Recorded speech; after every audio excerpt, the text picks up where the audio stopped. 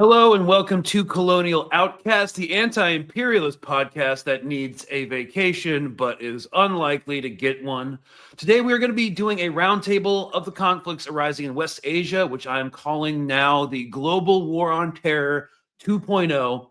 And we're doing 2.0 because Global War on Terror 1.0 only lasted 20 years, killed millions of people from Afghanistan to Libya, accomplished pretty much nothing. Al-Qaeda is still around, the Taliban are still around, and there are open-air slave markets in Libya, and the Islamic State's ideology has spread its way across Africa in the Sahel. And yes, while you got poor, less educated, and we want more of that. So starting in Yemen, going to Israel, resuming the war, Lebanon and Syria, war with Iran, and finally touching on the containment and isolation of China and, you know, Trump's obsession with that. But even though it's been a Western strategic goal for decades now anyways.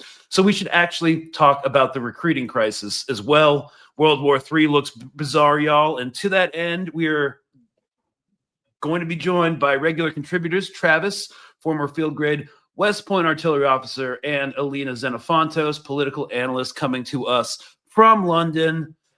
How's everyone doing? Great. Amazing. It's been such a great week. It's such a great week. I just wanted to say to all you MAGA lunatics in my DMs and message requests last summer when I was making videos about how Trump was not an anti-interventionist, anti-war candidate, where y'all at right now? So yeah. I guess we'll start with while acknowledging that Israeli troops are currently moving back into Gaza. We're going to get to that here shortly. Here's actually some footage of them reoccupying Netzarim corridor and central. So we've got tanks, we've got infantry, and we don't know about numbers of the mobilization, but after a sustained bombing campaign that killed over 400 people, including the spokesperson of Palestinian Islamic Jihad, Abu Hamza, they are sending mechanized forces back in there. But this really started off and was given political cover in part by Trump opening up on the Houthis again. And it began with this historic Truth Social post. It's kind of sad that like our declaration of war historical record is now going to be Truth Social posts and not, you know, I don't know, something more formal. But in case you guys didn't read it, I'm going to paraphrase it. Congress, you know, like. Oh, but we don't do Congress. Yeah, right. We don't do Congress anymore. Yeah, that's why the war in Iraq and the war in Afghanistan wasn't an actual war. It was an, quote, overseas contingency operation, not a war. So today I've ordered the United States military to launch decisive and powerful military action against the Houthi terrorists in Yemen. They have waged an unrelenting campaign of piracy, violence, and terrorism against American and other ships, aircraft, and drones. Joe Biden was pathetically weak, so the unrestrained Houthis just kept going. It's been over a year since the U.S. flagged commercial ships safely sailed through the Suez Canal, the Red Sea, or the Gulf of Aden. The last American warship to go through the Red Sea 4 months ago was attacked by the Houthis over a dozen times, funded by Iran. The Houthi thugs have fired missiles at U.S. aircraft. Okay. Anyways, it just keeps going and going. I guarantee Trump did not write any of this. He doesn't know where any of those places are on a map. So. Okay, yeah, but there's a lot of caps in this next caps are him, right? You know. Yeah. All right, yeah. If you're just listening, it's sort of what my mom writes to me. She's really, really pissed off in a text message. You know, the all caps text message sort of thing. You know, it's of a certain age group. You know. Yeah, this text message is basically the literary equivalent of having a shoe chunk thrown at you by your mom. To all Houthi terrorists, your time is up and your attacks must stop starting today. If they don't, hell will rain down upon you like nothing you've ever seen before. Really sounding like a North Korean military propagandist. Is Fire and Fury Part 2? Is that what this is? Fire and Fury rain down upon the U.S. fleets. To Iran, support for the Houthi terrorists must end immediately. Do not threaten the American people, their president, who has received one of the largest mandates in presidential history, or worldwide shipping lanes. If you do, beware. all caps, because America will hold you fully accountable and we won't be nice about it. Exclamation point. Pointing out that he talks about himself in the third person. Fantastic. I like this guy. The Trump has Who has received the largest mandate in history? All right. Well, that was pretty good. I like that. I could hear it. I could hear it. Yeah. all right. Well, yeah. And now all the neocons are drooling. All the institutional bomb Iran Foundation for a New America neocons are like, is this finally when we get to bomb Iran? Like, they're absolutely salivating right now. And so, you know, one of the big ones, Rick Scott, representative from Florida, has some choice things to say. Every democracy in the world has got to say, stop doing business with Iran. The only way we can do it is hopefully we have to destroy their economy. It's horrible for the Iranian people, but it's the only way to prevent them from having a nuclear weapon. And maybe we're going to have to go in, or Israel's going to have to go in and destroy their ability to create a nuclear weapon, because they cannot have a nuclear weapon. So thank God Trump's there. Thank God Marco Rubio's around, Mike Waltz, all these guys. They're going to do everything they can to hold Iran accountable. The world has to hold them accountable for what they're doing. Well, I would like to point out that Iran isn't the one on trial at the ICJ for murdering children as well. So yeah, this rhetoric. I can't pronounce nuclear.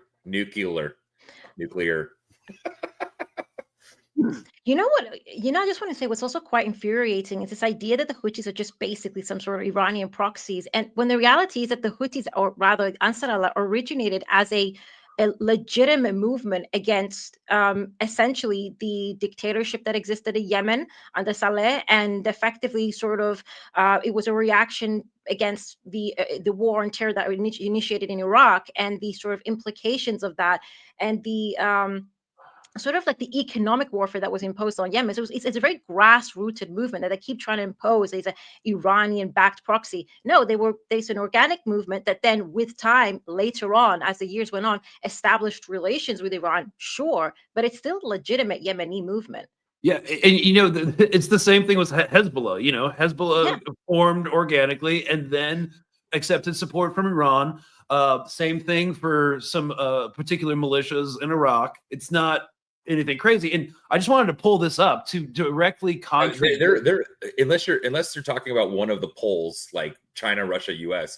Every other country on the planet practically or movement gets their weapons from somebody else. No one makes these things. Yeah. So it's a ridiculous line to draw. Yeah, and to say that Iran controls the Houthis is even being discredited by Reuters. Published last night, exclusive Yemen's Houthis won't dial down under U.S. pressure or Iranian appeals. The direct quote is, speaking with, where is it? Two senior Iranian officials told Reuters that Iran had delivered a verbal message to the Houthi envoy in Tehran on Friday to cool tensions, and that Iran's foreign minister asked Oman, which has mediated with the Houthis, to convey a similar message to the group when he visited Muscat on Sunday. Both officials asked not to be named, and of course the Houthis were like, we're not going to back down. So I just wanted to make a clear, concrete example of them not listening to Iranian requests or demands. So they're just going to keep going, apparently. And I want to be clear, as a matter of public record, they only started shooting ballistic missiles again only because they'd stopped for 2 months during the ceasefire, when Israel broke the ceasefire terms, started to cut off aid. Mm-hmm. Exactly. Yeah, and I think it's also resume bombing, right? Not just cut off aid, resume bombing. And I just wanted to point out real quick that the insanity of this, or like, what's one of the people's like favorite definitions of insanity? Like, what doing the same thing again and again and expecting different results? Well, it's almost 8 years to the day since Trump launched a similar aerial combat operation against the Houthis in Yemen during his first presidency in 2016. Who, by the way, are still there after having been bombed by Saudis using U.S. equipment for how long? How long were the Saudis bombing them? At least since 2014. And there was a blockade. They also underwent a blockade, an actual full-on blockade that led to 10 million people on the brink of starvation for several years. And that was in conjunction with Saudi Arabia, the US and UK sort of naval bases in order to obviously prevent them from bringing in any sort of aid. This has been going on. I mean, the Houthis and basically the Yemeni people have been under some sort of war, imperialist war, whether it's from Saudi Arabia or otherwise, for the better part of a decade, basically more than a decade, since about 2011 when the Arab Spring originated, and we saw sort of movements happening in Yemen at that same time. So the Houthis are not, or rather not even Houthis, the Yemeni people are not, they're very familiar with this sort of attacks, and they will continue. And not to mention the vast majority of their weapons as well are pretty much underground at this point, similar to Hezbollah. So all this bombing operation actually does is just like a show of force that isn't really going to change anything on the ground other than killing civilians and trying to terrorize the Yemeni population. That can't be terrorized. And from a military perspective, I mean, we've talked about this many, many times, Travis, but what exactly do they expect to achieve with an aerial bombing campaign? Like to Elena's point, like it's not going to do anything. It's not going to, and you're essentially pounding dirt, right? Like the positions that are being hit, largely on purpose. Remember before, like even when the U.S. was attacking the Houthis, they were being very they were telegraphing it broadly. Like these strikes are going to happen. We're going to strike you. So put all your good shit underground for the next week. Yeah, and it was also it was also just like radar sites, launch pads. But now Trump, according to the Pentagon and CENTCOM, they're actually striking Houthi leadership now, and that's why we're seeing dead civilians. The U.S. does have the intelligence to find things. It does, but again, your ability to actually attrit them in a way that's going to matter. You can kill leadership, but again, these people have been under siege for over a decade. So you're not moving the needle with these strikes. I don't believe so. Yeah, and I think the only thing to actually like degrade them anyways is to put boots on the ground, and that's not politically viable. We hope. Everything's so insane right now, but that would be an absolute catastrophe. Yeah. So, I mean, they have. I remember when there was a piece that was published by, I think it was Channel 4 News here in the UK, that found that there was British actual military boots on the ground during this sort of Saudi-backed war on the Yemeni people. I mean, we have seen that before. They were the ones essentially that were functioning satellites and giving sort of like, with regards to obviously, given the fact that the vast majority of the equipment that was being used by Saudi, as Travis said, was UK produced or UK weapons, US weapons. They needed this sort of intelligence on the ground. So we've had that sort of intelligence on the ground before in Yemen, but to actually have full boots on the ground, I mean, like Greg said, I wouldn't even put it past them. They might just say, well, the Houthis at this point are representing some sort of national security threat because of their, they're obstructing the Red Sea, therefore affecting shipping lanes and etc. And therefore they are actually a national security threat and we need to strike. But having said that, I also want to bring attention to the fact that the Houthis not only have not been defeated for the last better part of the decade, but on top of that, they've actually gotten much stronger in terms of even their military equipment. Right? Yeah. Yeah, like they actually have like anti-ship, what's it called? Ballistic missiles, etc. And we're seeing how they're even able to target with precision now all the way into Tel Aviv. So the Houthis have gone from being a rebel group in pretty much the early 2000s to developing a huge military capacity, and we're even seeing a lot of like the Yemenis who are backing them to such an extent right now that they've seen that their numbers actually quadruple in terms of actually their military and training. So I mean, they're actually more powerful now than they were even 8 years ago.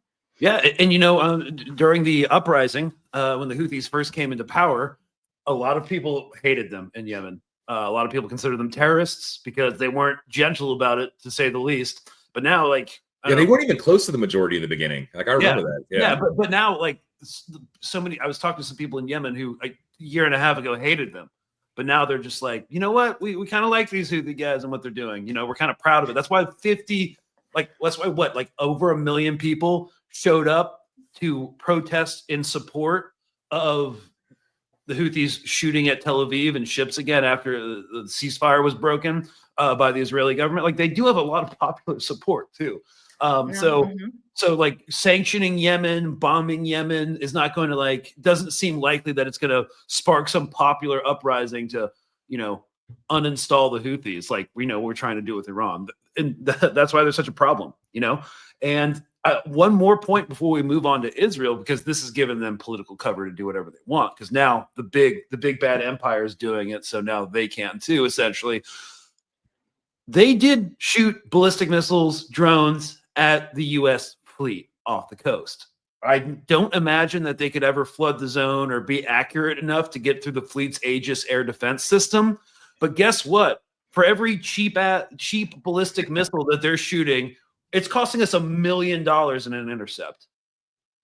Like, yeah, I mean, on the bigger stuff, $1,000, yeah, $1 million. Even I think that's like the cheapest intercept systems that exist on those cruisers were still like 40K ammunition per munition. And that was like on the low end, right? The big stuff that you're talking about, that's got, that's intercepting ICBM level stuff. Yeah, it's way more expensive than that. Yeah, the trade-off is not good math, money wise. You know what I was going to say though, what's significant about what's happening with Yemen right now is that it's that we're seeing Israel and we're seeing sort of like the NATO allies, let's just say, creating the perfect condition by which to then sort of justify possible even military action against Iran, which seems bizarre, right?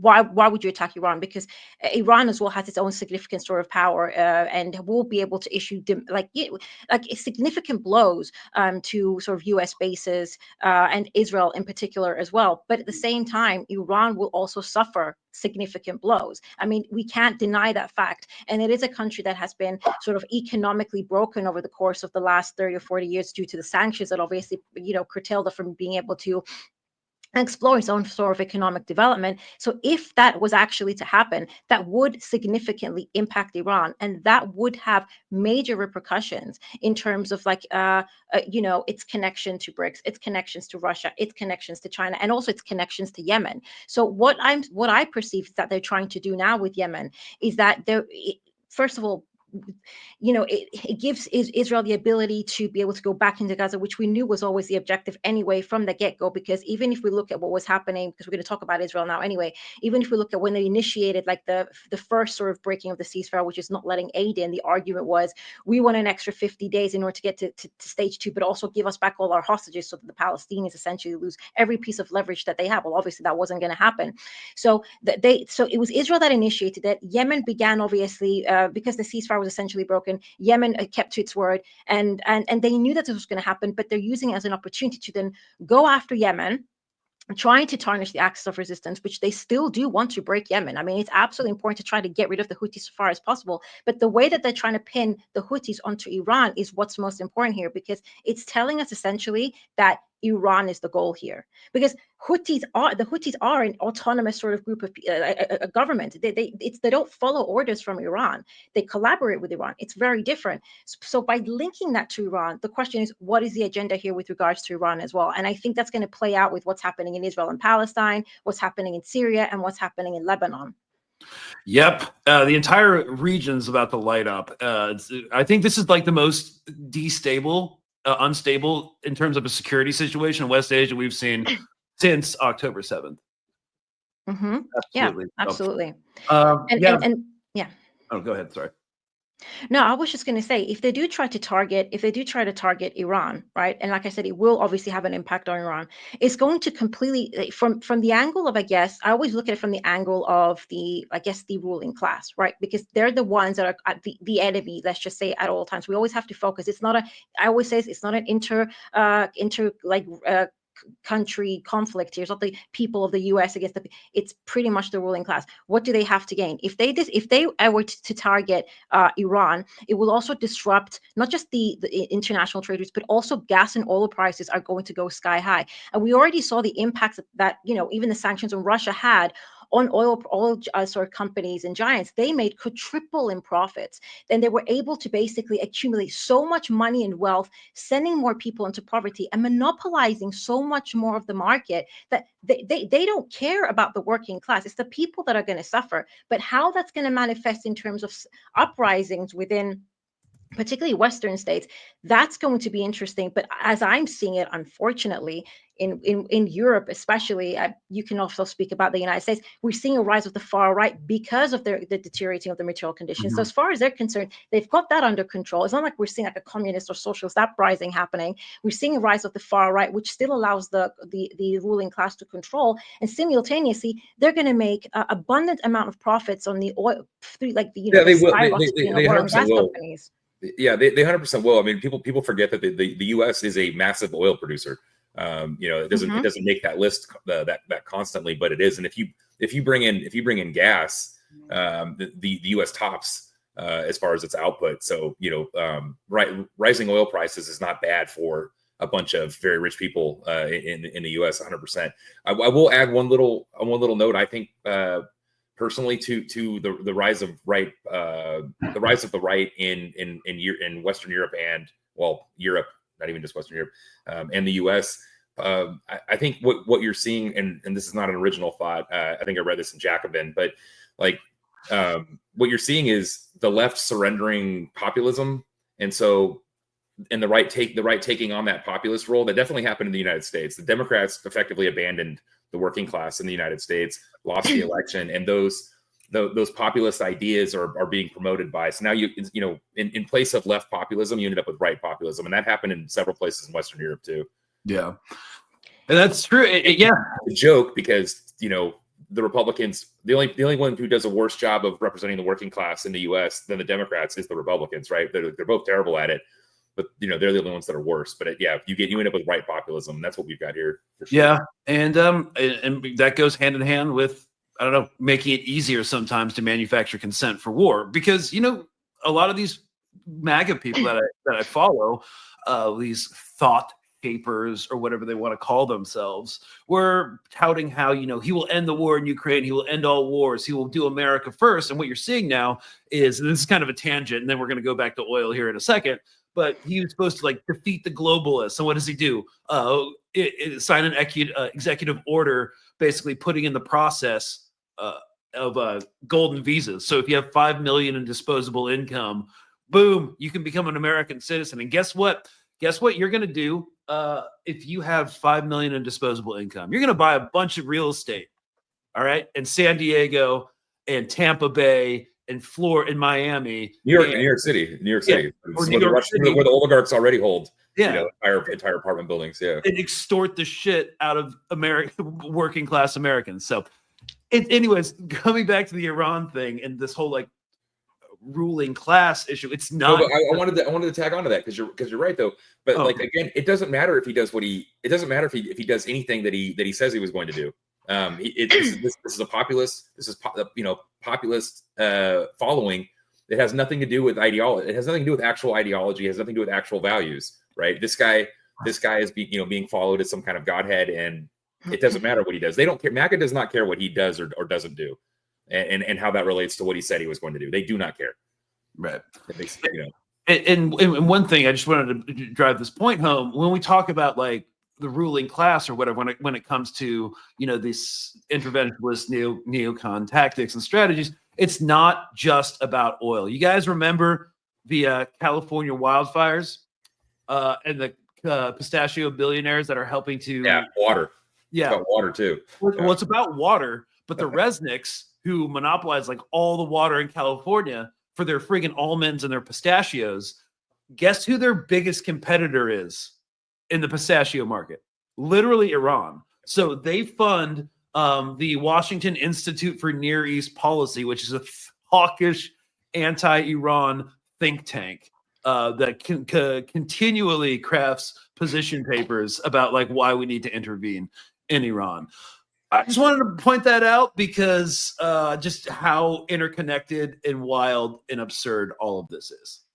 It absolutely is. And when you, of course, when you also have control of the oil market and the gas market, I mean, these are fundamental to the economy worldwide. I mean, this is what helps the economy grow, whether it's warm in your house, factories, building things. It's what you need to survive as an economy. And when you control the oil market, because if Iran was to fall tomorrow, and if there was significant sort of destruction on Iran, this would allow, this would essentially allow the, I guess, oligarchy, the imperialist oligarchy, to control the markets in such a way as well, which they will be able to, it would allow them to manipulate prices, which we've seen them do this before, back in, I think, 2015, sort of in conjunction with Saudi Arabia, in order to target Venezuela, for example, and to target Russia. This was after, obviously, the whole Crimea, when Russia took over Crimea, annexed Crimea. So they had actually used that sort of ability in order to be able to kind of cripple their economies. And this was happening at the same time, and it was also meant to target Iran.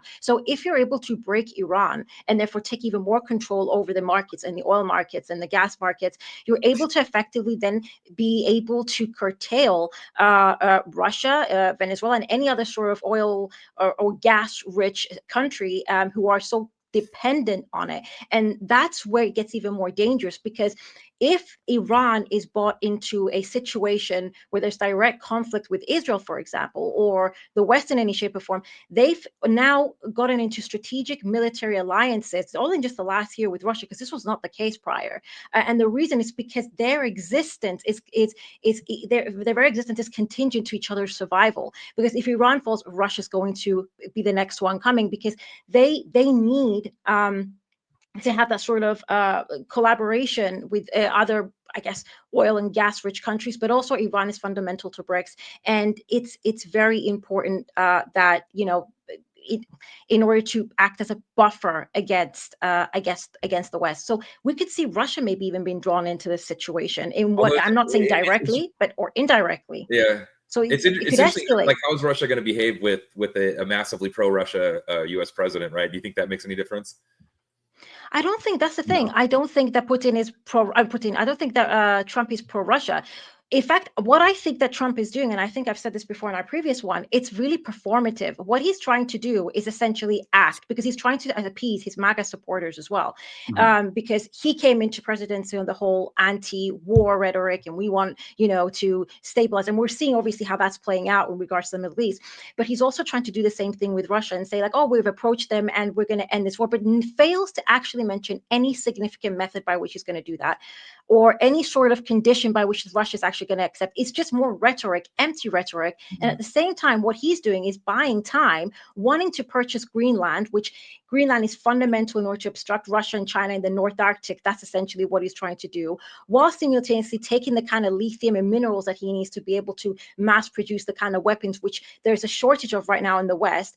And then also they've actually even entertained the idea of just like freezing the conflict, which Russia won't accept. But then freezing the conflict means Western forces in Ukraine, which then can mobilize at any particular time at some point in the future. So I actually think it's more predicated on a massive mineral deal where basically the U.S. gets to harvest all the Ukrainian rare earth metals, right? Yeah. And with Greenland as well. Yeah. Lindsey Graham's wet dream, he actually said it, like he literally said it on an interview like last year. It's like, we want the rare earths. You don't want Russia or China getting that. So anyways, yes, all of that. And, I was speaking at this event in Houston last Saturday night, and I got asked like a standard question by someone just coming into the Palestine-Israel issue, right? And they're like, oh, AIPAC is this, and they control our politics. Isn't it kind of like the tail wagging the dog? And I'm like, no, dude, it's the whole dog, it's just the whole dog, it's both wagging itself. So when we talk about Iran and countering Russia, containing China, basically establishing hegemony over West Asia, which we've always kind of struggled to do, Israel's a big part of that.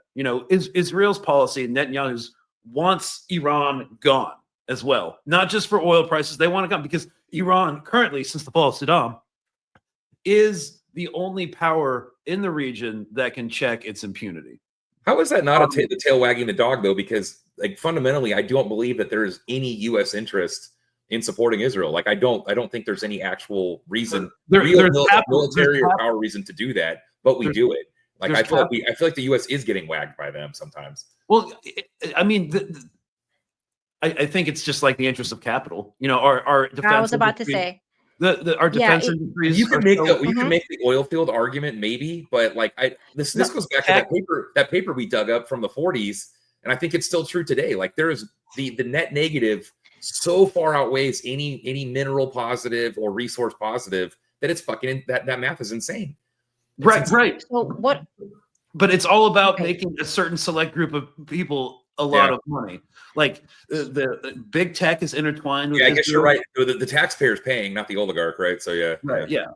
So Yeah, that's what I was about to say. It's more like it goes back to economics. It always goes back to economics because, like I said, we know that, and I hate repeating the point, but it is such a fundamental point. When you know that within capitalism, constantly there is a need to maximize profits, and profits have a tendency on falling. So you need to find new ways, known as counter tendencies, in order to preserve that. What's happening within the United States and what's happening within the West in general is that you're seeing shrinking economies that no longer, that as it continues, if they don't find ways to monopolize the markets and secure hegemony, their sense that their economic capabilities to sustain profits are going to diminish in time, especially when you're seeing other countries, not just China, but particularly the global South, India even, they're actually growing very substantially, and they're also collaborating at some point. And this is why the term BRICS was even coined in the beginning, because by 2050, they're going to be the dominant economy. So how do you break that? You need to break that, because if you don't, the competition that's going to come from these particular economies is going to diminish their ability to essentially sustain their profit margins, and eventually they're going to kind of collapse on themselves. So the whole purpose of securing Western Asia, and this whole purpose, I guess, Israel doing what it does in the region, is by suppressing Western Asia, which is such a significant, region in terms of like international trade, the future of AI. Apart from the Silk Road, we also call it the electronic Silk Road as well, like something like that, because it's also going to be important in that domain, plus the trade routes, plus its natural resources. If you're able to control Western Asia, then you're able to cut off pipelines, trade routes, control the economy, make sure that your competitors are kept cut off. And this is why it's beneficial to have Israel. This is why I kind of agree with Greg when he says it's not like Israel's calling the shots. It's the oligarchy that's calling the shots, because they need to find a way to control. I hear that argument. I hear that argument, and the only counter I will give to that, because I agree with everything you just said. The only counter that I will give to that is, if that's the case, then why does AIPAC have to spend what it spends to buy 99% of the U.S. government, right? 100% of Republicans are taking AIPAC money, and a lot of it, and like 98% of Democrats are taking AIPAC money. If you're the same entity, then you don't have to buy the other entity's government. So that's the only reason I don't fully believe that, because the amount of money that they spend for the influence that they need tells me at least somewhat otherwise. But you know what it is? It's the same thing with like Silicon Valley, right? Bill Gates, and all the way that they also kind of grease the wheels, let's just say, of the political class, in not just in the United States, but pretty much anywhere. I mean, lobbying is I always call it legalized bribery. It's such a huge part of sort of the political dynamics, but it's really just a business. This is what people need to understand. The way capitalism works, it just finds ways to generate more money into the economy, and it's new forms of business. But you could also say, like, why does Silicon Valley need to extract behaviors? Why does Mark Zuckerberg need to pay off the political class? Because he essentially could, they control, like Silicon Valley essentially controls the government, but they still do anyway, because it's part of the process of I guess greasing the wheels. But they bounce off of each other. This is what it's sort of like the base and the superstructure. They're always bouncing off of each other. I think is the best way that I can explain it. Yeah, and I generally, like, even though it's not like a perfect thing, like the simple analogy of it's not the tail wagging the dog, it's just a dog, because this is what gets people like on the anti-Israel right, like the constitutionalists and their podcast, the libertarians that I constantly listen to. That's where they get into this mindset of the Jewish cabal conspiracy theory. And that's just not helpful at all, because it misses the point completely. But now that we're and then justifies anti-Semitic, like all of you're gonna get that. You're gonna get that with the right wing, though. You're gonna, like, in the right wing, like anti-Zionism, like anti-Zionism does not equal anti-Semitism, obviously. Like we all know that. Yeah. But on the right, especially on the far right, it does. It's the same thing. You rarely get one without the other, at least in my experience. And I'm speaking about the United States specifically, because that's the only experience I have. But well, I think we need to get to Gaza. Yeah. Now that we've established what our little colony who also colonizes us, is doing. So right now, as we were recording, a hot new tweet just dropped on Truth Social. Looks like Trump is definitely doubling down on his policy in the Middle East. It goes, reports are coming in that while Iran has lessened its intensity on military equipment and general support to the Houthis, they are still sending large levels of supplies. Okay, that's like a meaningless statement. Okay, dude, awesome. Iran must stop the sending of these supplies immediately. Let the Houthis fight it out themselves. That's so ironic. I love how he's acting like there's a supply ship en route that like has to be turned around. Like what the fuck are you talking about, dude? Let the Houthis fight it out themselves. The irony there is, how about we let Israel fight it out themselves? Anyways, either way they lose, but this way they lose quickly. Tremendous damage has been inflicted upon the Houthi barbarians. And watch how it will get progressively worse. It's not even a fair fight and never will be. They will be completely annihilated. Whoa. That's some language I haven't heard since like reading primary source accounts of like the North British Korea? East India Company in India. Yeah. This also sounds like North Korea's voice. Yeah, but anyways, yes, so that's what's happening, and it seems like Israel is going to have full political cover to do what they're doing. It started with a massive bombing campaign. As we said, over 400 people were killed, according to the Gaza Health Ministry, which is a very reliable source, even trusted internally by Downing Street and the White House. So just saying, it was and one the of UN and Jay Hopkins as well. US intelligence also agrees with it. Yeah. Yeah, and so just wanted to say that was one of the deadliest nights in Gaza since the start of this thing.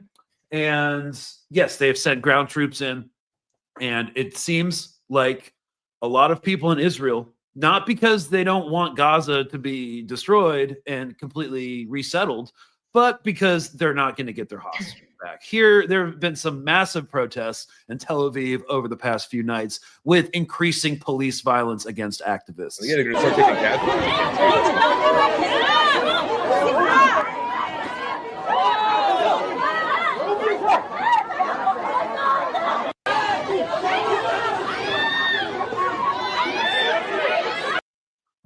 Wow, Travis, it looks like Israeli cops look just like American cops when dealing with. I wonder why. I wonder why. All right, so where do they get their training? Yeah, I don't know. It's almost like for some reason the NYPD. I don't know what you're talking about. There's zero connection there. The NYPD has their own like field office in Tel Aviv for some reason. Fucking wild. No. Yeah, finding that out. I want to point out, if you're wondering why this is happening now, it's in conjunction with two things. Trump taking it to the Houthis, maybe because Israel wants him to, maybe because he putting forward his own agenda. But apparently the White House told them that they were going to hit targets in Yemen, and then right before Netanyahu authorized the strike packages into Gaza on Sunday night, he called the White House. So there's some communication about it. We cannot ascertain from where we're sitting, and with our lack of access to the internal workings of the Trump administration, kind of understand like the depth of the collaboration. But what is objectively true is that Israel now has political cover to do what it wants. And actually, another thing is why this is happening now is because on Monday, that was when Benjamin Netanyahu was supposed to appear in court for his corruption trial within the Israeli courts. A lot of analysts, Israeli analysts, are saying in Haaretz that he's doing this and starting an unwinnable operation or unwinnable war in order to save himself politically. We all knew this. We knew this like since October 7th. Anyone who monitors Israeli politics knew he's been trying to manufacture a continuation of the war again and again in order to maintain his emergency powers and have the court date get pushed back. Yeah, You know what it is with me? I don't even necessarily know anymore or believe that the whole court scandal. I mean, he's corrupt. I think the Israelis are aware of it, but I don't even necessarily think that this is what's happening here. This is obviously my personal take. I honestly am of the opinion that we're seeing something similar in Gaza. So we're seeing some sort of similar circumstances as we saw before with Hezbollah in Lebanon. By sort of provoking through the attacks or the cut of the humanitarian aid, like I said before, they knew that the Houthis are going to react. They know that Hezbollah can't react in this particular moment in time because Hezbollah isn't just the sole government of Lebanon, as the sort of Ansar Allah government is of Yemen. They have to still function within the parameters of the political sort of situation in Lebanon, but also they've also have been significantly weakened, and they need to consider a lot of multiple factors, including the sort of the new Syrian government sort of militia insurgencies that are currently going on in Lebanon. So there's a lot going on, but they knew that Ansar Allah would react. And my opinion is that this is happening more so to antagonize the resistance. That's what I believe, so that they can target the resistance on all fronts because they need to eliminate it. And the targeting of the resistance has been a long-standing political sort of objective, not just for Israel, but also for the United States and the West overall, because they are still a splinter against sort of the imperialist operations. Because so long as they exist within the region, they will never be able to completely subjugate the Levant. And so it needs to happen. And not just the Levant, but obviously the entirety of Western Asia, Yemen included. So I think this is more about finding an opportunity to go harder on Yemen, but then also to drag in Iran. That's actually, I feel, more so what it is, as opposed to just, but I see, I'm sorry, Travis, I'll finish now. No, you're good. I had nothing to say. I just yawned. I'm sorry, totally. It's just because I was out late last night. That's not because, I don't disagree with you at all. No, I thought we were being healthy before the music festival. I tried, man. I did my best. Yeah. Okay. So I actually kind of wanted to piggyback off what Alina was saying, because a lot of people missed this. This was from March 16th. Because if you're trying to draw on Iran and attack like the entirety of this axis of resistance, or whatever form it's taking as a result of the fall of the Assad government regime, Iraq's potentially getting dragged into this. So the U.S. Department of Defense immediate release. Readout of Secretary of Defense Pete Hegseth call with Iraqi Prime Minister Mohammed Shia al-Sudani. The U.S. Pete spoke with the Iraqi Prime Minister to discuss U.S. operations to eliminate the Houthi threat to American commerce and restore American freedom of navigation. The Secretary acknowledged the Iraq's strong partnership in addressing shared security challenges, including the recent successful U.S. counterterrorism strike in Iraq. But according to Iraqi media, it was less of like hey, we're giving you a heads up, we're attacking the Houthis. We're calling to let you know that if Kataib Hezbollah or the popular mobilization units in Iraq start hitting U.S. bases in Iraq in solidarity with the Houthis, we're going to be doing airstrikes within your territory. Pete Hegseth is a fucking asshole. Sorry, I just had to say that. I hate that guy so much. Yeah. Don't we all? Don't we all? So I just wanted to bring that up briefly because Iraq is in play as well in this ongoing drama. Play.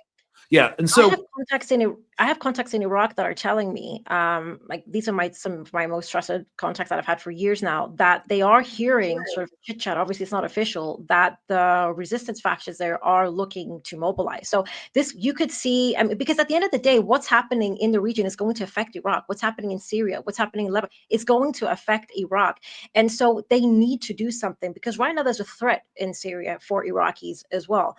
This is what I'm saying. I think the whole thing. I think what we're seeing is more a means to antagonize the resistance and then try to destroy. And then when you've destroyed the resistance, the Palestinians are on their own. And they need the resistance as a backup. And then if you brought Iran into this as well, that's another enemy that you've just crushed. And then from there, you've just, you're about to move on to like the entirety of BRICS. I mean, this is a very big operation that's happening. And it's going to start off, it's going to ignite in the Middle East or West Asia, and it's just going to flare outwards everywhere. I cannot stress how serious it is. It's also an escalation too. Like if you look at like the last like month or two or the duration of the ceasefire, right? You see like initial ceasefire, okay, everyone's happy. We get some aid in. Meanwhile, all the other stuff's still going on in West Bank, etc. But you get some aid in. There's some hostage exchanges, and then we go, okay, boom, we cut off aid. All right, and they cut off aid for how long? A couple weeks, and it's like, okay, 15 days. Yeah, got away with that. Okay, so now we're gonna start bombing again. right? Got away with that, and now we've got a ground campaign again. That's a steady escalation, right? Every one of those steps is an increase. And I just want to say, like, this is a very foolhardy operation. Yes, they killed some senior leadership, most of whom were political, not military commanders. Yeah. By the way, because the military commanders are not having cell phones, they're not outside, probably in the tunnels planning. Like what I don't think a lot of people understand is the IDF has created these channels of movement, and Hamas has been there for the past 2 months, rigging IEDs, mapping out ambush sites, setting up sniper positions. Like, if this actually kicks off and they leave the Netzarm corridor and start trying to retake Khan Yunis, the city, it's going to be a meat grinder of ambushes. The only thing worse than fighting in that terrain in the first place that they created is letting it sit unobserved for the amount of time that it sat unobserved, and then go back into it. Like that's a nightmare. Yeah. It should be a nightmare for them. That's not going to be good. So, but that's why I genuinely feel this is more about the Axis as a whole, because they're not going to achieve anything different in Gaza than other than just killing civilians. I mean, unless they're going to kill every single Palestinian, they're not going to change the status quo or like what's happening on the ground. But like this is why I say it's more so about the acts of resistance. And I just wanted to say something as well, in addition to what Travis was saying earlier. It also, the ceasefires, every single ceasefire, whether it's the Lebanon ceasefire, whether it's the ceasefire with Hamas in Gaza, none of them have been respected under the supervision of the US, which is also going to not do them any favors in terms of like their political and diplomatic sort of relations with the rest of the world, which is already being tarnished as well with regards to what Trump is doing in terms of the international trade wars. But the fact that, Lebanon is being bombed constantly. Hezbollah has stopped targeting the north of Israel, but they are constantly bombing Lebanon. Oh, that post World War II standing is gone, right? That the Western institutions of post World War II, legal and governmental, like that's gone. The U.S. lit that on fire. Exactly. But it just goes to show as well, what I was trying to get to as well, beyond that, is that it goes to show the ceasefires are more so meant they were to organize and rejuvenate. And that's what we're seeing. It's about restructuring and buying time, which they've done on multiple occasions. I remember, like I said this before, when the ceasefire happened in Lebanon, I wasn't happy about it. I'm like, they're not going to respect the ceasefire agreements. They're going to reorganize. They're going to rejuvenate their own military capabilities, and they're going to go after Syria, because Netanyahu quite literally came out and said it. You better watch your back. And then we saw what happened here within a week afterwards. And that was this isn't about being pro-Assad. They were running out of munitions in both theaters. Like they were short on munitions in both theaters right before the ceasefire, right? Like they were short on large scale aerial munitions, and they were short on other classes of supply, and they had taken a ton of combat losses, personnel and equipment. So that checks out to me. And like we knew that was their ground situation. Yeah. And now what they're trying to do, again, if you can't take ground in Lebanon, take it in Syria. But what they're trying to do is specifically in Lebanon, and now I think we can shift to that here. What we're seeing is an unprecedented U.S. involvement in the internal politics of the Lebanese government. We don't need to go into the details, but yes, there was a huge U.S. push to get President Aoun instated there. He's not incredibly sympathetic towards Hezbollah, to say the least. The U.S. is going to be ramping up military involvement in terms of training, most likely funding to the Lebanese army, and basically reshaping the internal politics of the Lebanese government in a way that's more pro-Israel, potentially, or at least not anti-Israel, and pro-America and Western interests. And I think that the best way to kind of demonstrate this in the U.S. political intent for Lebanon, as they see it, is the new U.S. embassy. Let me pull this up. In Beirut. It's a monstrosity. It's like something a Roman emperor would build, honestly. Like, look at this thing, y'all. Like, why? And this will be not. You don't need an embassy this big in order to maintain diplomatic relations. This is going to look at Travis's face. I think it's the first time to see. I can't tell if that looks like some kind of Vobonian fortress. It looks like fucking West Point. Like if you look at an aerial shot of the U.S. military academy, it's about the same. Really? It looks like West Point. It looks like a military. Pull it up. It looks wildly similar. from an aerial perspective. Yeah. Look at that. Oh, Right there. yeah. It's not, Kind of Yeah. does. yeah. Yeah. That's why it was tripping me out. I'm like, that looks familiar. Okay, yeah. So Well, there you go. we've got like this late stage Roman Empire of a monumental political statement with that monstrosity of an embassy. Yeah, I thought the one in Baghdad was like the biggest ever. That thing's dwarfs it. Yeah, so they want to flip the U.S. The Lebanese government, and then of course they want to pressure the Syrian government to normalize with Israel, because what Trump wants to do in this presidency, Trump 2.0 presidency, is expand his big victory, which was the Abraham Accords, getting the UAE and Bahrain to formally normalize with Israel, have completely open diplomatic relationships, and recognize its sovereignty. Now he wants to expand that to Jordan's already normalized a while ago, right? With Israel. Mhm. Yeah. He wants to do that with Egypt. He wants to do that with Syria, with Lebanon, with Saudi Arabia, with Iraq, and basically establish Israel's political legitimacy for all time in West Asia. That's another aspect of this and what he's trying to do. I don't think it's going to work. Jordan had way less of a choice. Has had way less of a choice than the other states. Jordan's not a petro state. They don't have significant, you know what I mean? Like, it's one thing for the Saudis to not normalize with Israel, but like Jordan, very, very difficult for them to not do that, especially with massive U.S. influence, right? Because they, again, they don't have oil money, so they yeah. I mean, yeah, it's an incredibly poor country. A lot of, like I said before, I think I've had a conversation about this with Greg in the past, where essentially their their water infrastructure or their water supplies have been completely, essentially, a lot of like 50% of it essentially colonized, occupied, and stolen by Israel, which means that their agriculture and economy suffers extremely, which means that they become overly reliant on U.S. Aid, etc. And then also you have a monarchy that was established there under the British rule in 1921, as most of the monarchies that the British had established in order to, sustain their own control. And we've seen that the monarchy, whenever there has been a rebellion in Jordan, even actually guided by the Palestinian Liberation Organization, it was always squashed by Israel and the United Kingdom that would come into the monarchy's aid. So the monarchy has always been an ally of, I guess, the West and Israel in that particular thing. But when it comes to Hezbollah in Lebanon, like what I was going to say is, we can see there's going to be a ramping up of American influence. And yes, Aoun he was a commander of the Lebanese armed forces, which are very heavily Western sort of back. I mean, they get their funding from France, from the UK, from the United States. That's where they get the vast majority of their funding. It's supposed to be like a counterbalance. Yeah, their to officers Hezbollah. officers go to U.S. schools too. Like, they go to the captain's courses and stuff like that. Yeah. Yeah, I actually I went through Ranger School with a couple of guys from the Lebanese military. Yeah, I had Lebanese army officers in my class before too. Yeah. But this is the thing: you can't, even on a political level, you cannot get rid of Hezbollah, because they still have at least 40% of the support, particularly of the Shia communities that are very loyal to Hezbollah's political factions. And Hezbollah is still very militarily more powerful than at least the Lebanese armed forces.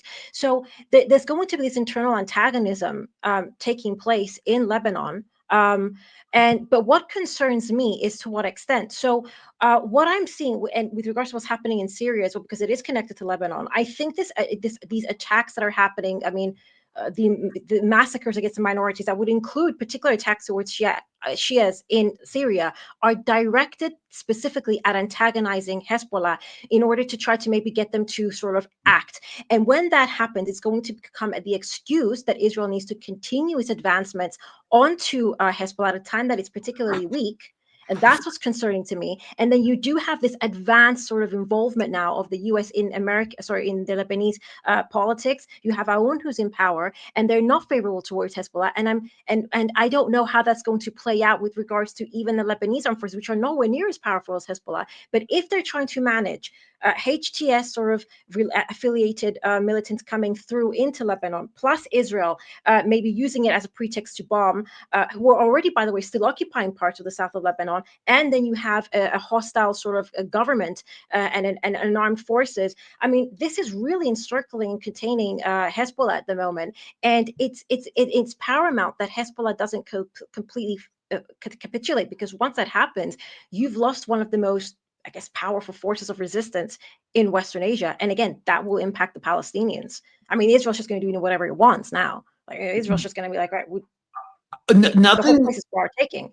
Nothing we've seen Yeah. Hezbollah do suggests that they're going to take the bait. First of all, Yeah, there was a massive display of tactical patience early on. Yeah, and now that they're having to like do a mole purge and revamp their operational security parameters and rebuild their command hierarchy, like they're not about to get stuck in. Plus, these HTS extremist militias that Jelani either is ordering or can't control that are coming into the Bekaa Valley are getting fought and repelled not by Hezbollah but by clans, by the militias. villagers. Yeah, that Clans, by yeah. village militias. So I just wanted to say that, like, in terms of separating the Shia from Hezbollah in Lebanon, what's happening with Syria is not helping them. Like, they're going to be like, oh, no one's going to protect us now except Hezbollah. Because I got so much flack, Alina and I got so much flack because, like, we were talking to people in Lebanon. We have different sources, like in the Bekaa Valley, who are like plugged in, and the story was originally in the Western media, the Al Jazeera, that Hezbollah had gone across the border, killed like 3 Syrian soldiers and like tortured them. Some pro-Syria journalists, pro-HTS government journalists said they were stoned to death by Hezbollah. I was like, okay, well, that hasn't happened, and I'm not sure ever. You're trying to like hearken. Why like, Hezbollah would do that, Lord knows. Yeah, What would and they drag their bodies back into Lebanon as well? Like the whole thing is. Even the Lebanese minister of media affairs, he's not a big fan of Hezbollah, said like, no, they were smugglers coming in and some villagers shot them, or criminals and stuff. And you know, the messaging around Syria has been so difficult and touchy, but like even CNN, which was so vital in the rehabilitation of Abu al-Julani, ex-Al-Qaeda guy, in second in command under al-Zarqawi in Iraq, into this new progressive leader, al-Shara. Like, CNN rehabilitated him, right? You want to hear something weird? You know, one of the places I've trained back in my army time, Zarqa, Jordan.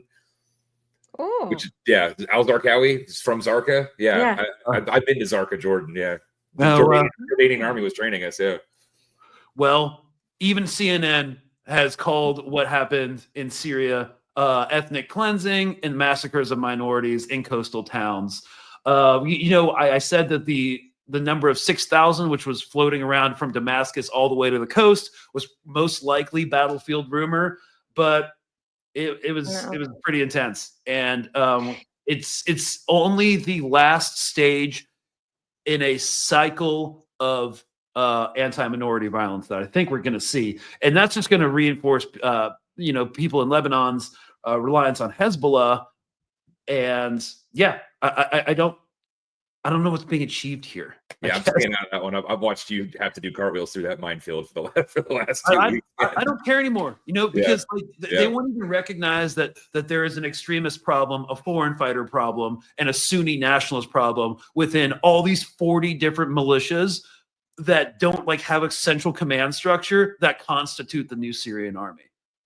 Yeah, but they have been admitted into the new Syrian. I'm very interested to see how this relates to the Israel issue.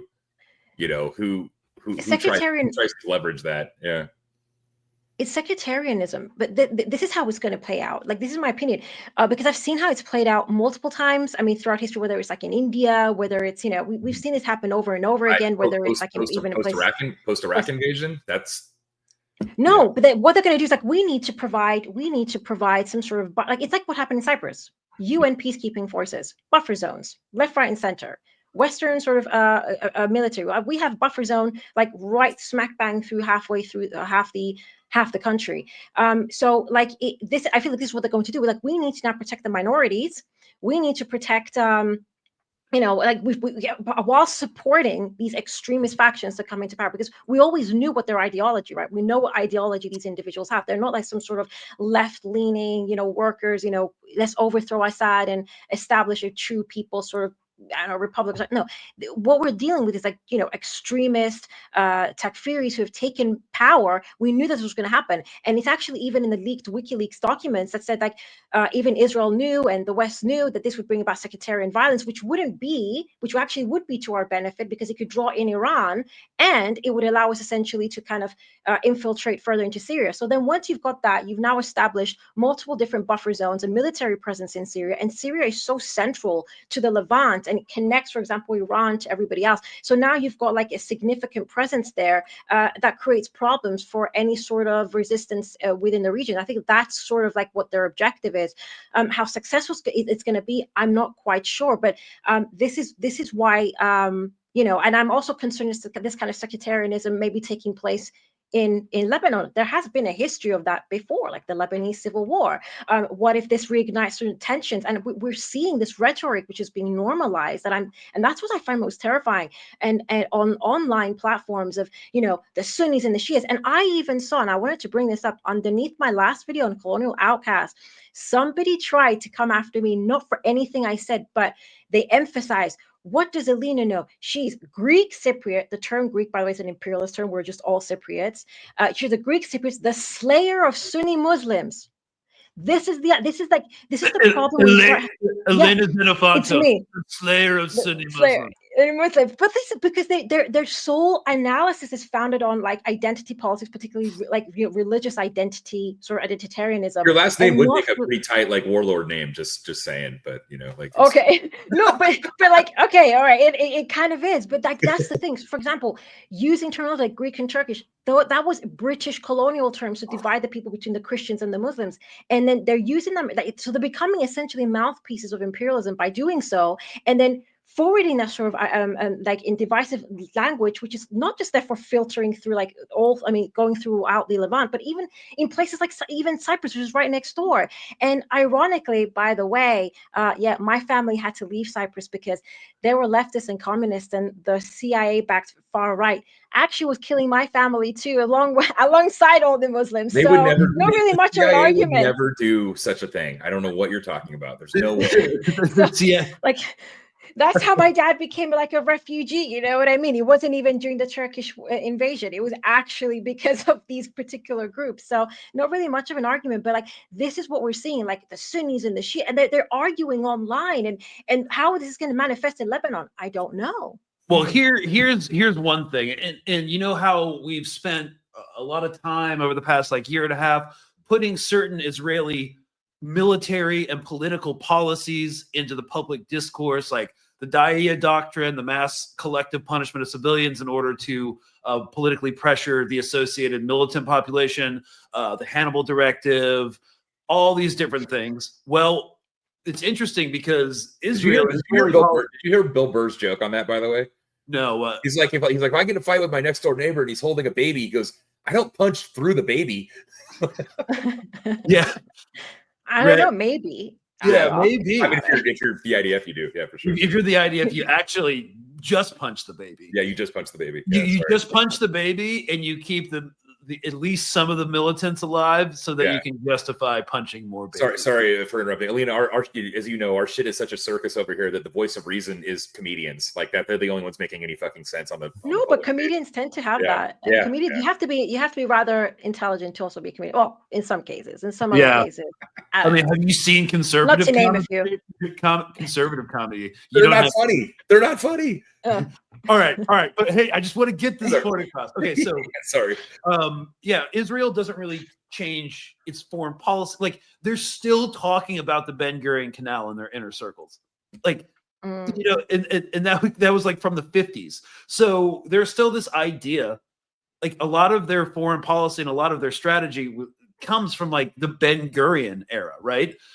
So the term we want is not the alliance, but the what would I call it? The doctrine of the periphery, right? So imagine Israel's the core, and all these other everything outside it is the periphery. So it was used due to the fact that non-Arabs and non-Muslims largely geographically encircled the Arab Muslim population of the Middle East, and this idea was that Israel would team up with all of these non-Arab minorities and non-Arab states in order to protect itself and, from their minds, quote, check Arab imperialism throughout the region. So, yes. So originally it involved states like Turkey, the then imperial state of Iran, the Ethiopia. What Arab imperialism? When was the last time I that don't was know what they're. occurring? I don't even know what they're talking. They just use words in like whatever insane. way, you know, like imperialism scares people. So we're just going to. What Yeah. Arab imperialism are they talking about? Well, I guess one of the people who was like big into that was Baruch Uziel, who basically said that this alliance of the periphery would overwhelm Arabs and end their imperialism in the region. So it's not just, you know, as again, Turkey, the It's imperial their state. region. What do you mean like that? What kind of No, logic it was is promised. It was promised to the Zionists 3,000 years ago. All of it. I'm so sorry. You're right. I It completely was forgot promised about to the that Zionists promise. at a committee meeting in London. Yeah, and then a fundraiser Yeah, exactly. in New York City. So yes, the periphery was like, okay, we're going to make an alliance with Turkey. They're Muslims, but they're not Arabs. Ethiopians, you know, the then imperial state of Iran before the revolution, like back in the 50s when this doctrine was first envisioned. Of course, the Shah, Western backed, was part of this alliance with Israel. But it was not just them. It was also minority groups, Druze, Copts, Kurds, Berbers, Middle Eastern Christians, even South Sudanese people that they wanted to basically cultivate a relationship with. So, and they've actually done this. They've actually done this using minorities, especially right-wing minority movements, in order to do their dirty work outside of Israel itself. So just think about the Lebanese Civil War. There was a lot of in the Israeli occupation, there was a lot of massacres, like the Sabra massacre that was done by right-wing Maronite Christians. Those fell under this idea of the doctrine of the periphery. And so what they want to do now is they want to cultivate a relationship with the Druze.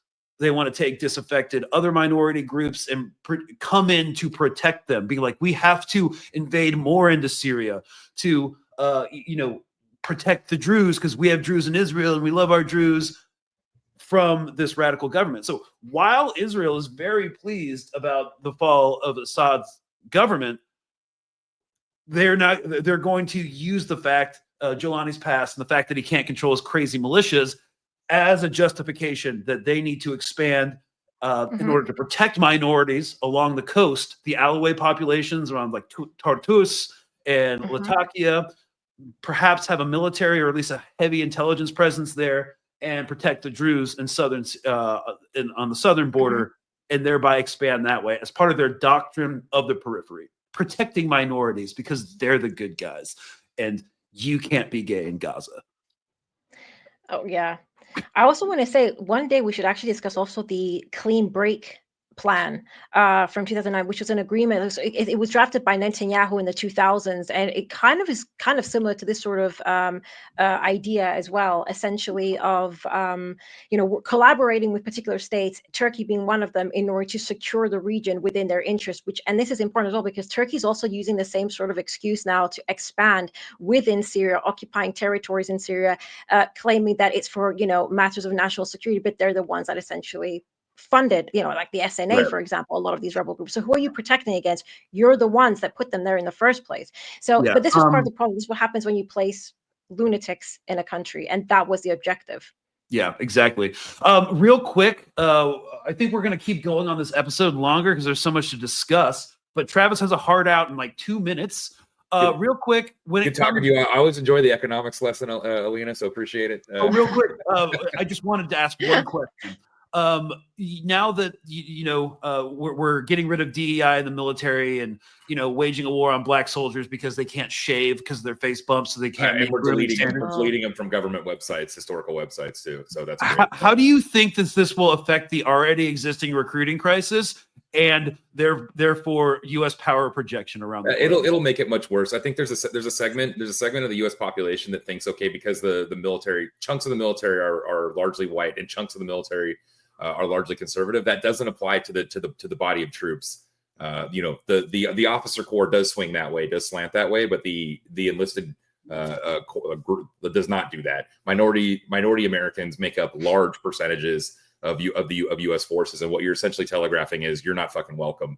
And so, who would want to enlist in an organization, executing those kind of policies and run by a dipshit like Pete Hegseth. Yeah. Who, if I haven't said it already, is just a fucking embarrassment of an ex-army officer. So, yeah. All right. Well, thanks. Pete Hegseth is the equivalent of saying I rode on a bus once, or no, I drove a truck once, so I'm qualified to be the CEO of fucking General Motors. Like, it's baffling. But anyway, I gotta go. I'll see you. All right. Yeah. See you tomorrow. See you. Okay. Yeah. So I just wanted to bring that. That was actually a point I was going to bring up at the end, because like all of this, we can't do it through military force. We have to use Israel to do it, or we have to use like what's left of our unipolar political and economic leverage and our fleets. But we're not putting boots on the ground. We're just going to do bombing campaigns and send Israel more D9 bulldozers and more bombs to do more bombing campaigns while they're not taking ground. It's just doubling down on things that don't work. But I guess that's where we're at. Like they have no other option unless they want to become a reasonable, like multipolar power that, only projects, hegemony in Latin America or in Canada or in Greenland. And they're going to give up these imperial goals. I don't think it's going to work. The thing they would actually have to change the entire economic structure of the United States to do that. I don't really see them doing that. That's what I'm saying. I don't really see it happening. I don't even see it happening in Europe. I don't even see it happening in the US. At least right now, there will have to be some sort of actual genuine revolution for that to take place, because you can't rely on the ruling class. Say, all right, great, we're gonna actually be a part of the multipolar world, engage in actual, honest to God, sort of internationalism, aka collaboration, as opposed to like we dominate everything. Maybe cut back on the use of the dollar, which will not, because then that means the whole financial system, which is pretty much the premise of their entire economy, collapses. They're not industrials. They're gonna have to go back into industrializing. They will have to change their entire economic structure, and I don't think that the ruling class is willing to do that. That's why I'm of the belief. They're not even willing to do it in Europe. There's a whole push to remilitarize Europe, and we're seeing fun things like Volkswagen volunteering to produce tanks for the German military. Exactly. They're not even doing it in the European Union. That's what I'm trying to say. Like, so I don't see these changes happening. So they're going to continue to push and push and push. And like I said, for me, I actually see that, like, this is my personal interpretation. I am actually a bit concerned, but you never know as to what's going to happen in the region, because we're going to see these provocations. We're going to see them go hard on Yemen. To what extent that will be successful is questionable, because I think we've already said, like, Yemen has proven that they are rather resilient. This is not the first time that they've been on this rodeo before, so to speak. So they know exactly how that's going to go about. I don't know if it's going to go I don't know if they're going to try to plan something even more sort of intense upon the Yemeni people, but I don't see that being successful. But I do see the operations within Syria being successful, and I am concerned about Lebanon, and I am concerned about Hezbollah in terms of, well, if this sectarian violence continues, which it shall, because we also saw, like, the Syrian, I don't know, they drafted the new constitution, right? I don't know if you saw that, the new Syrian constitution, which was an absolute shit show.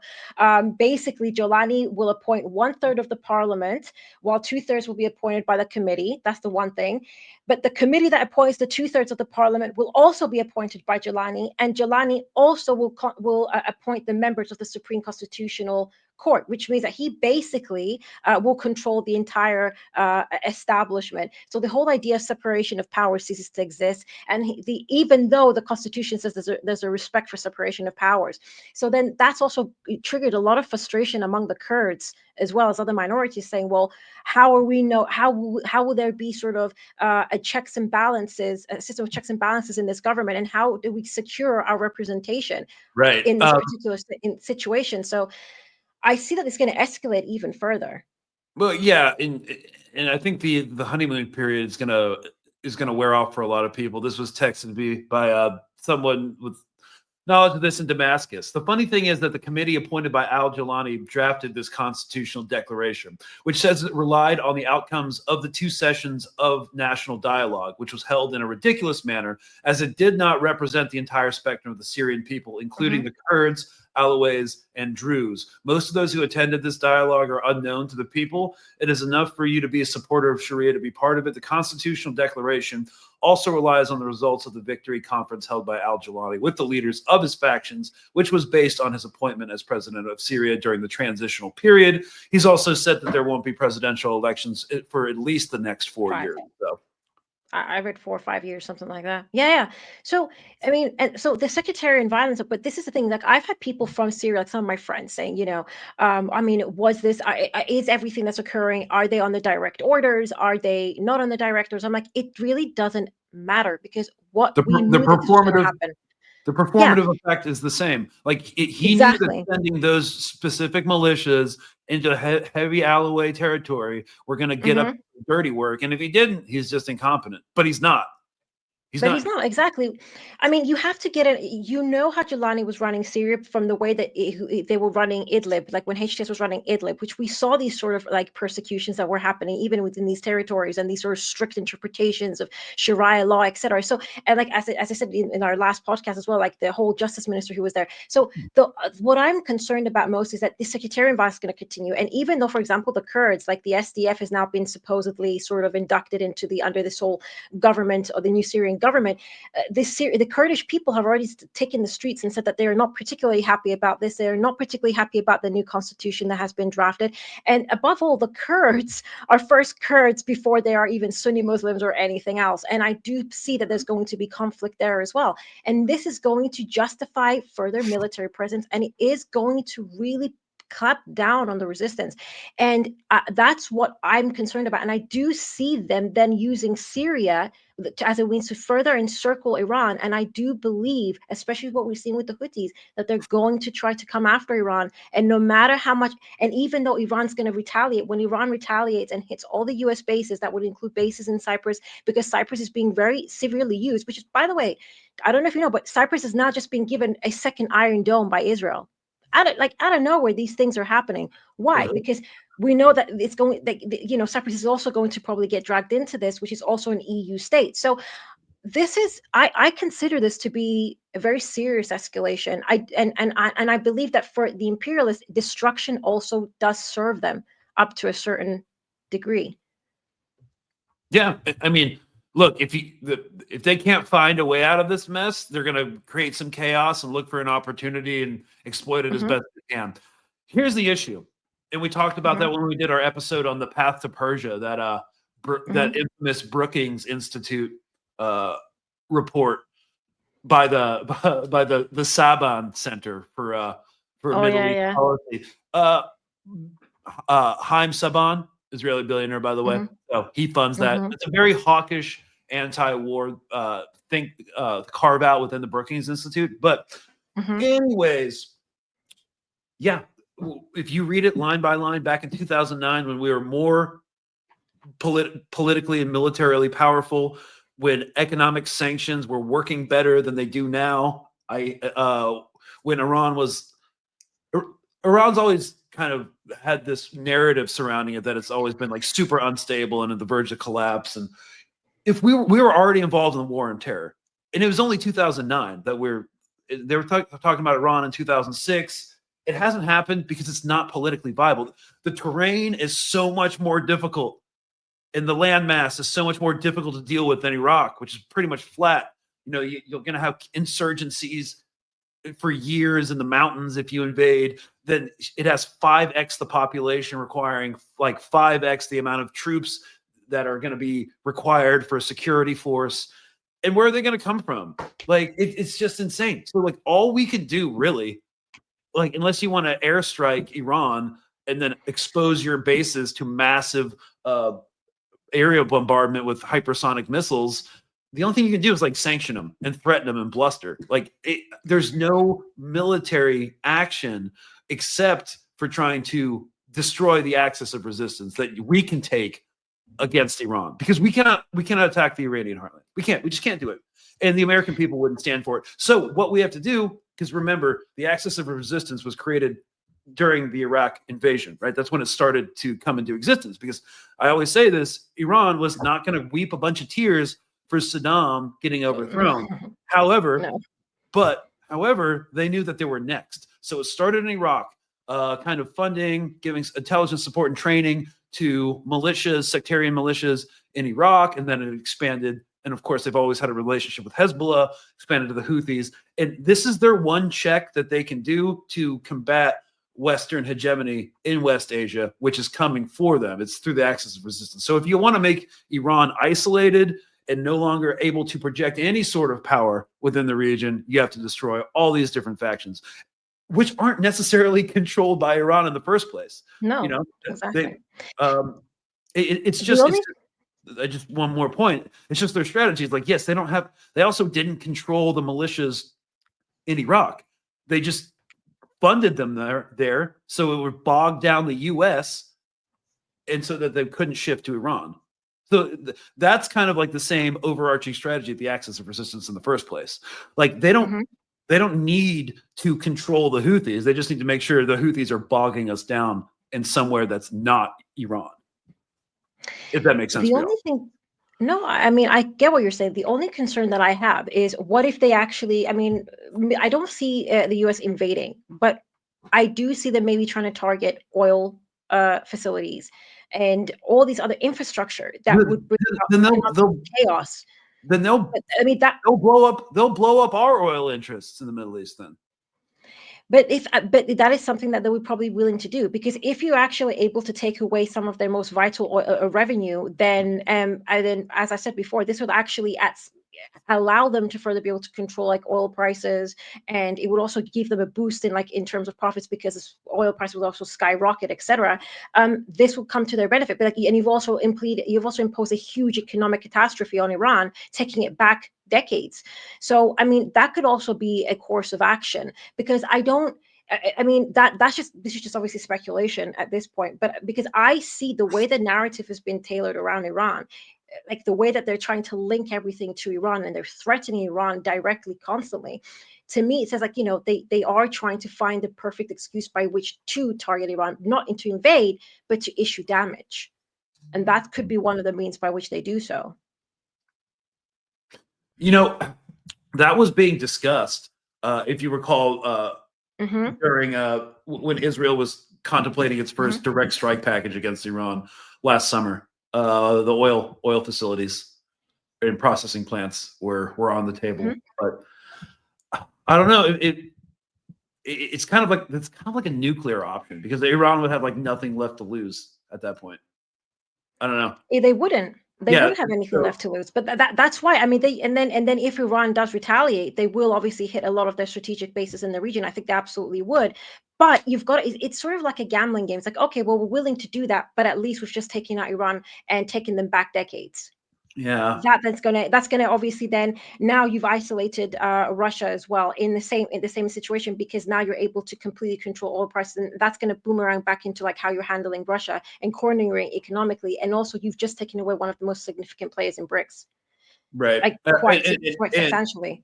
And I got to go in like 5 minutes, but Sorry. No. I just wanted to point that out. Like, yes, that's another thing. Trump, not really knowing what BRICS is, he hates it, and he said some incendiary things about BRICS, about if you try to de-dollarize, we're going to tariff everybody who tries to do that. Tariff BRICS. Okay, cool, dude. Anyways, but he's very BRICS is very anathema to his worldview and his supremacy of the quote mighty dollar. So the Chinese Belt and Road Initiative, the new Silk Road, Iran's a big part of that. And if Iran collapses, there goes Iran. And then they could put forward their own plan of global-esque infrastructure plan. It's not global infrastructure plan like the Belt and Road is, but the IMEC corridor, which is way behind in terms of development. Way behind. In terms as the BRI. So that is also a consideration too. The IMEC corner, Mumbai to Israel to Europe, across the Saudi Peninsula and into the Levant, through Israel and into Turkey in the EU. So yeah, they want that to not be made obsolete by a Chinese project, which involves Iran as well. And then because Iran is, if you look at some of the, if you actually take a look at the Silk Road, Belt and Road Initiative, when you actually look at it, so many of the trade routes, go through Iran. It's so important.